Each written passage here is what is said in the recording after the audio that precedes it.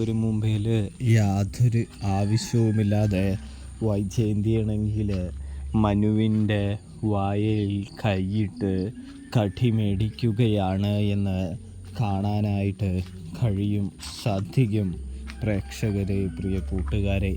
അതായത് വൈജയന്തിക്ക് ഒരു വിചാരമുണ്ട്, വൈജയന്തിയാണ് എല്ലാം നിയന്ത്രിക്കുന്നത്, ഇത് തൻ്റെ വീടാണ് എന്നൊക്കെ മനുവിനോട് പറയുമ്പോൾ മനു പറയുന്നുണ്ട്, ഇതതിന് ബാലേന്ദ്രൻ്റെ അങ്കിളുടെ വീടാണല്ലോ, അങ്കിളുടെ ആധാരത്തിലുള്ളതൊക്കെ ഞാൻ കണ്ടിട്ടുള്ളതാണ്, അതിൽ വൈജയന്തി എന്നൊരു പേരോ കാര്യങ്ങളോ ഒന്നും തന്നെ ഇല്ലാലോ എന്ന് പറയുന്നത് കാണാൻ സാധിക്കുന്നുണ്ട്.